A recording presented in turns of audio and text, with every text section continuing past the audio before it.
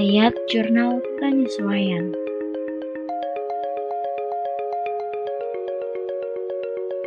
Bismillahirrahmanirrahim.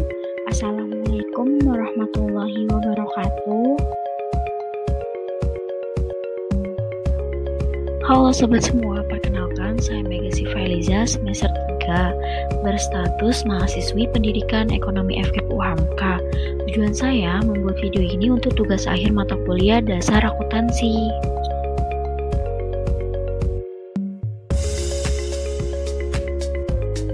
Oh iya, sobat di sini tahu tidak ya apa itu HJP? Kalau tidak tahu, yuk stay tune, nanti akan ada caranya, fungsinya, serta penjelasan terkait apa itu HJP loh. HJP itu kepanjangan dari Ayat Jurnal Penyesuaian, yang berarti suatu jurnal yang dicatat sebelum menyusun laporan keuangan agar posisi keuangan disesuaikan dengan kondisi paling real di akhir periode.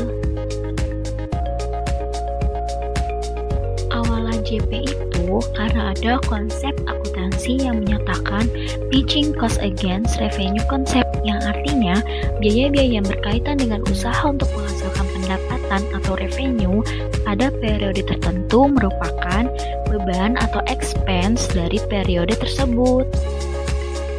Maka dari itu, HJP diperlukan untuk menyesuaikan saldo-saldo dalam akuntansi sehingga kita dapat memperoleh angka yang real dalam satu periode dan semakin detail pembukuan yang kita kerjakan.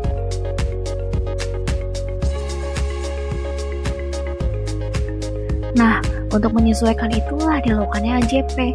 Namun tidak semua akun disesuaikan, hanya beberapa akun yang perlu disesuaikan tergantung situasi dan kondisi perusahaan tersebut. Namun pada umumnya ada 5 akun yang disesuaikan karena sering ditemui di berbagai persoalan. Nah, 5 akun yang dimaksud itu ialah yang pertama itu ada beban atau biaya dibayar di muka. Yang kedua, pendapatan diterima di muka. Yang ketiga, beban yang masih harus dibayar. Yang keempat, penyusutan peralatan. Yang kelima, pemakaian perlengkapan. Nah, buat sobat semua yang mau tahu dari 5 akun itu maksudnya apa aja, rumusnya bagaimana, untuk tahu lebih lanjutnya, perhatiin dan tetap stay tune ya sobat, jangan hilang fokus.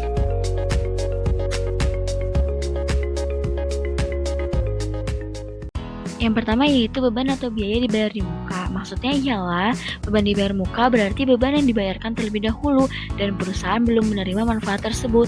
Akan tetapi disesuaikan pada akhir periode dengan manfaat yang telah diterima saja, sehingga pada pencatatan laba rugi beban ditanggungkan hanya sebesar yang sudah dimanfaatkan. Nah, selanjutnya itu ialah beban atau biaya dibayar di muka, terdapat rumus. Rumusnya itu ialah beban X di debit dan beban X diterima di muka itu di kredit. Nah, untuk tahu kenapa seperti itu, stay tune ya buat lihat contoh soalnya.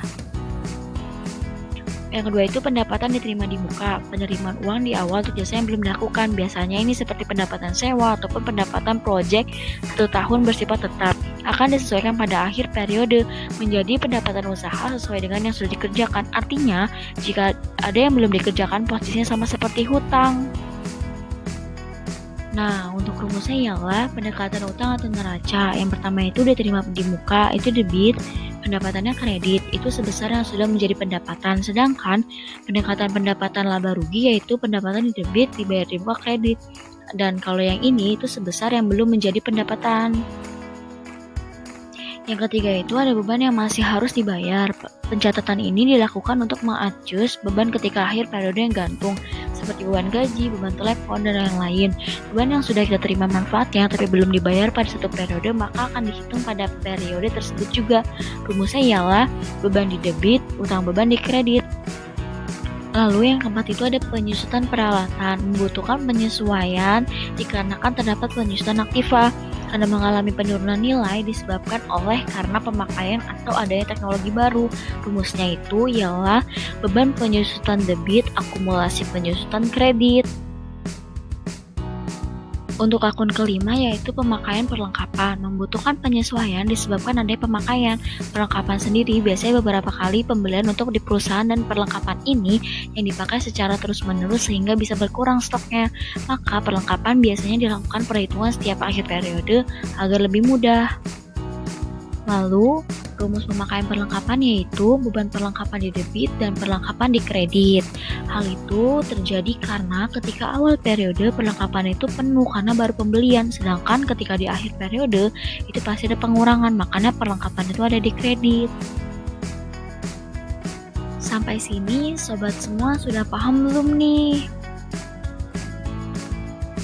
Teorinya sudah nih, kalian mau lanjut tidak? Kalau iya, tetap stay tune ya, jangan hilang fokus untuk bisa aplikasiin juga sama soal nanti dikasih sobat semua.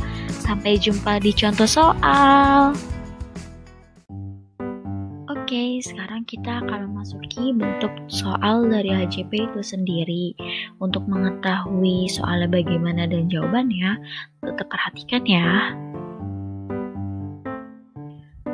Memasuki intro soal, yaitu PT Magazine adalah sebuah perusahaan jasa perawatan perabotan rumah tangga yang berlokasi di Jakarta Selatan. Pada akhir bulan September 2020, akuntan perusahaan ini menyajikan neraca saldo sebagai berikut.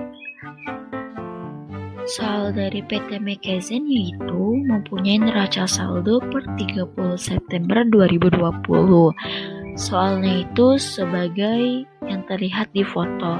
Namun, yang terlihat di foto itu tidak semua dipakai dalam AJP, hanya beberapa. Biasanya kalau misalnya di soal AJP itu ada keterangan lain yang diberikan oleh soal itu sendiri. Yang pertama itu beban sewa kantor yang dibayarkan untuk 1 tahun dan yang digunakan baru 1 bulan pada bulan September. Terus yang kedua itu ada perlengkapan yang tersisa pada akhir bulan September sebesar 10 juta. Lalu yang ketiga itu kendaraan ditaksir nilai akumulasinya 2% per bulan. Pembahasannya yaitu akun sewa kantor di neraca saldo dibayar di muka senilai 42 juta dalam jangka 1 tahun. Maka bisa dibagi 42 juta tersebut dibagi 12, hasilnya yaitu 3.500.000 per bulan. Di soal yang digunakan hanya 1 bulan terpakai. Artinya yang digunakan baru 1 bulan. Jadi AJP beban sewa di debit dan sewa DDM di kredit. Untuk soal nomor 2 yaitu di akhir ada 10 juta, sedangkan di neraca saldo tertulis 29.500.000. Untuk mengetahuinya bisa mengurangi jumlah perlengkapan yang ada di neraca saldo dikurangi perlengkapan tersisa. Maka hasilnya yaitu beban perlengkapan senilai 19.500.000 di debit dan perlengkapan yang berkurang di kredit. Soal nomor 3, di neraca saldo akun kendaraan senilai 123.200.000, maka bisa menghitung 2% dikalikan nominal asli. Hasilnya yaitu 2.584.000. Maka AJP-nya beban penyusutan kendaraan 2.584.000 di debit dan akumulasi penyusutan kendaraan di kredit. Pembahasan tadi ialah jawaban dari soal yang tertera. Dan untuk akhirnya yaitu jumlah dari masing-masing debit dan kredit dijumlahkan, harus balance satu sama lain. Dan kalau sudah balance sudah selesai. Yeay, selesai sudah pengertian, fungsi-fungsi, bentuk soal, dan lainnya tentang AJP yang sudah saya berikan. Semoga bermanfaat untuk kalian semua. Wassalamualaikum warahmatullahi wabarakatuh.